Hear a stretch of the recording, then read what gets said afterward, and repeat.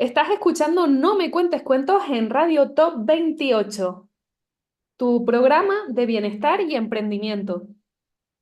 Hoy vamos a hablar con Julia Hernández, nuestra coach de vida, experta en relaciones narcisistas, ya que estamos terminando esta temporada y esta sección de narcisismo y de relaciones tóxicas. Así que vamos a darle la bienvenida a Julia Hernández. Julia, bienvenida. Hola, buenas tardes Raquel, buenas tardes a todos. Un placer nuevamente estar aquí contigo. Julia, vamos a terminar esa sección hablando del luto, el luto de las relaciones narcisistas, que a priori no tiene nada que ver con el de una relación convencional, ¿verdad?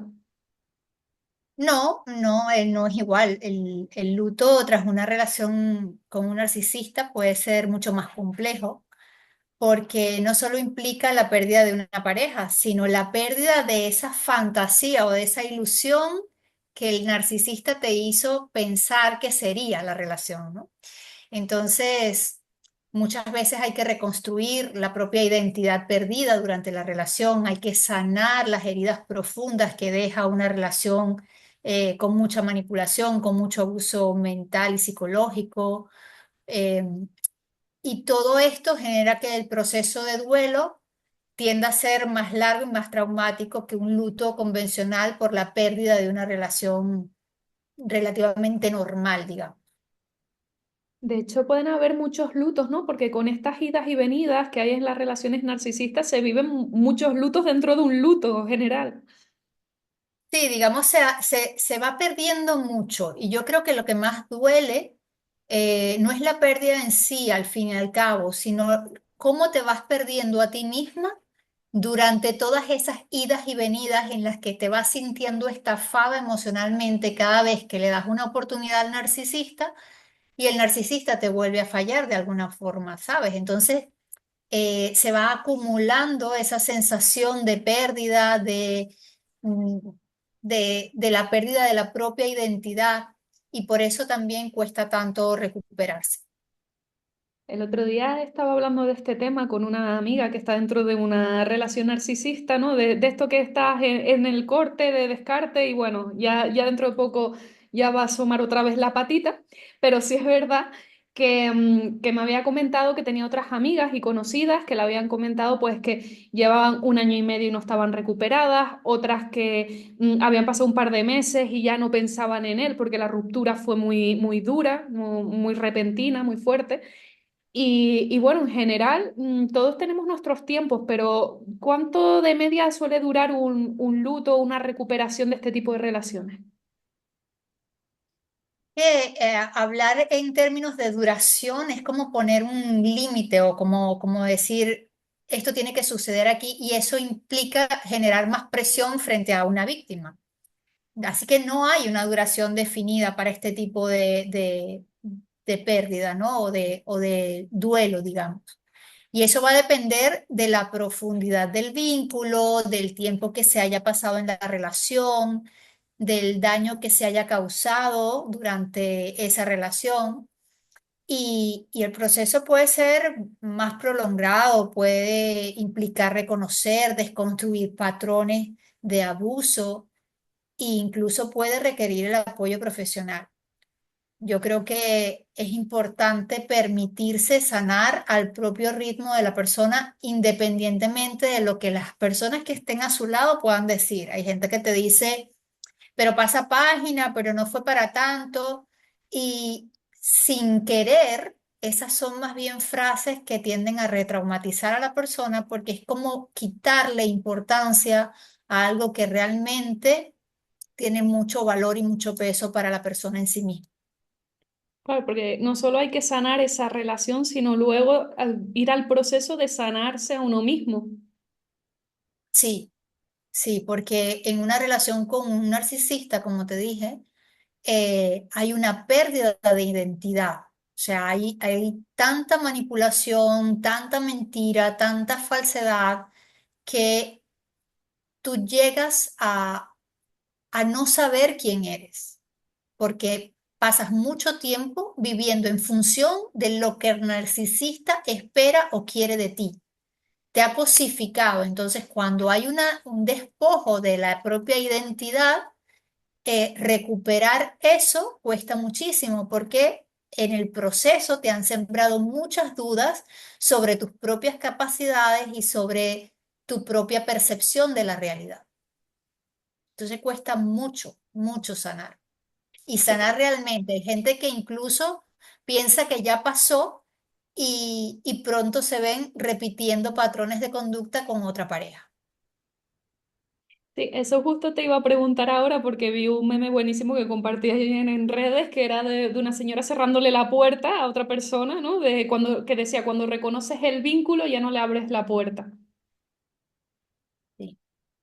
Hay hay muchos patrones de conducta, ¿no? En relaciones de este tipo, pero muchas personas conviven con un narcisista sin saber que esta persona es un narcisista. Entonces, terminan pensando que el problema lo tienen ellas, que el problema son ellas, porque el narcisista proyecta sobre la víctima todas sus expectativas. Entonces, las mujeres terminan, o bueno, perdón. Siempre hablo de las mujeres porque, bueno, es el público al que yo me dirijo, pero en verdad sabemos que narcisistas pueden haber mujeres también, ¿no? Y relaciones de este tipo. Pero bueno, el narcisista proyecta sobre su víctima unas expectativas de perfección y cuando se da cuenta que esas expectativas de perfección no existen, entonces ataca, menosprecia, ofende, vilipendia y causa mucho daño. Entonces, rescatar a esa persona de todo ese trauma psicológico y emocional que vive durante todo ese tiempo es bastante complejo. Y se siembran muchas dudas sobre las personas, por eso les cuesta tanto después tener relaciones sanas, porque se crean relaciones de dependencia, piensas que la otra persona viene a sanar esa herida y eso no le corresponde a ninguna otra persona excepto a ti misma, ¿sí? Este, y sin sanar, ir a una relación con expectativas de que eso te va a ayudar a salir de ese trauma, es como ir sobre brasas encendidas, ¿no? No, puedes caer otra vez en una relación tóxica, a lo mejor no con un narcisista, pero sí en una relación de mucha dependencia y que te genere muchas dudas o que te genere celos incontrolados y entonces sean relaciones con mucha fricción y con mucha infelicidad implícita. De hecho, hay estudios que revelan que se dañan partes del cerebro con este tipo de relaciones, ¿no? Que incluso a la memoria, ¿no? De decir, ¿qué estaba haciendo yo? O no recordar bien los sucesos, se tienden a olvidar partes, sobre todo cuando hay esos momentos de explosión, ¿no? De cuando hay una pelea fuerte entre las dos partes. Que van pasando como los días y te quedas pensando, ¿y esto pasó de verdad? Y te cuesta como mucho recordar esos sucesos. Sí, son mecanismos de defensa del cerebro, ¿sí? Son episodios tan duros, tan difíciles, tan crueles y tan plagados de mucho dolor que como mecanismo de defensa para tu propio cuerpo, tu propio cerebro, tu propia mente, hace como una disociación de eso y te separa, ¿no? Te aísla un poco del suceso para que no lo sientas con tanta intensidad. Lo que pasa es que eso se queda en el cuerpo, se queda en el inconsciente. Y aunque tú creas que no estás actuando desde ahí en tu toma de decisiones cotidiana, pues posiblemente sí esté sucediendo, porque eso eh, es algo que sucede en segundos. La toma de decisiones a lo mejor de tu día a día y te está llevando a tomar decisiones incorrectas o comportamientos no deseados porque no lo tienes en el consciente, pero sí está en el inconsciente. Entonces se Julieta, tiende a repetir patrones. ¿el narcisista vive el luto? No en el sentido, no en el mismo sentido que lo hace una persona que es empática. Para el narcisista, las relaciones son una transacción, son un aprovechamiento de la víctima. ¿Qué puedo sacar yo de esta otra persona, ¿no? Y están basadas en el control, en que la víctima le ofrezca admiración a esa persona narcisista. Entonces, ellos lo que experimentan es la molestia, ¿no? La pérdida del suministro narcisista o de esa admiración. Entonces intentan reprimir el dolor emocional profundo y lo dirigen o lo redirigen hacia otra persona que les dé esa validación que necesitan. Pero no implica un luto genuino o una sensación real de pérdida, ¿no? De sentida, una pérdida sentida, una pérdida de dolor genuino interno, sino una incomodidad, un enfado, una rabia.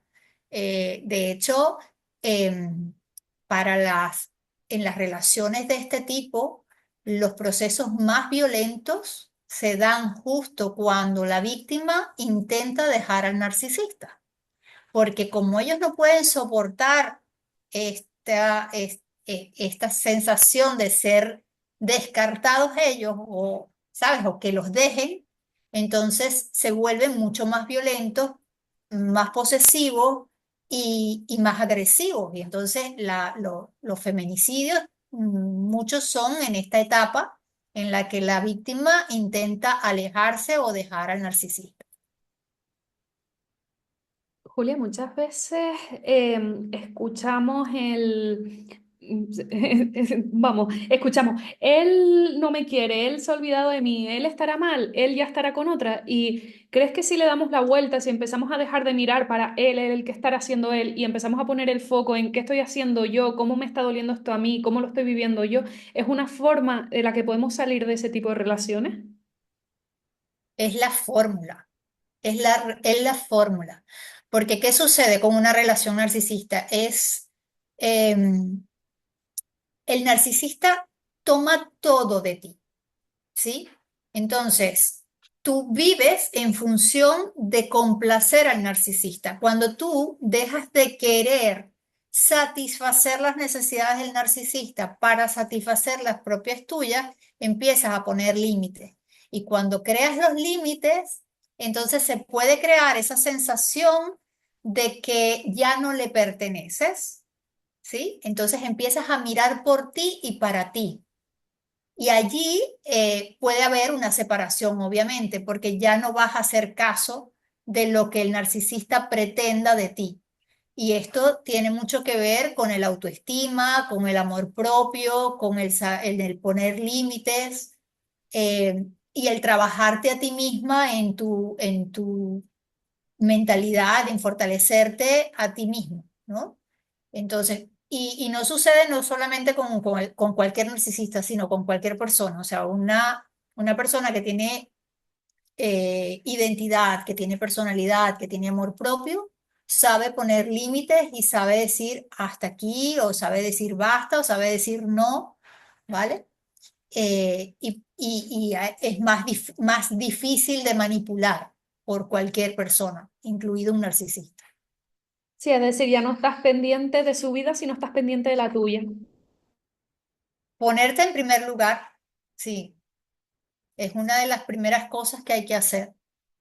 Cuando tú decides primero yo y después todo lo demás, pues empiezan muchas cosas a eh, congeniar y el puzzle empieza a armarse de una manera distinta. ¿Qué tips nos podrías dar a los oyentes, a las personas que están pasando por esta situación para sobrellevar mejor el duelo? Pues yo creo que el contacto cero es primordial. ¿Por qué? Porque el narcisista es un manipulador, un mentiroso patológico, ¿sí? Entonces sabe tocar teclas específicas que hacen que las personas volvamos a caer en esa relación. Saben qué teclas tocar, qué decir, por dónde entrar, cuál es tu punto débil. Te han estudiado, te conocen muy bien, ¿no? Entonces, el contacto cero es importante. Y cuando digo cero, es cero. Cero, incluso con sus familiares, con sus amigos. O sea, tomar distancia de todo lo que huela al narcisista. ¿Por qué? Porque el narcisista utiliza los monos voladores, utiliza las redes sociales, utiliza cualquier manera de llegar a ti o que te des cuenta o que sospeches de que te está buscando, que te está manipulando y que tú vuelvas a conectar con esa sensación de, oye, se ha arrepentido, está buscando un encuentro, no me ha olvidado. Y eso es un pensamiento fantasioso, muy utilizado por los narcisistas para hacerte caer. Entonces, el contacto cero es, pero cero, cero, cero sin vestigio alguno de posibilidad de que pueda llegarte, ni por una red social, ni por mensajes, ni por familiares o amigos.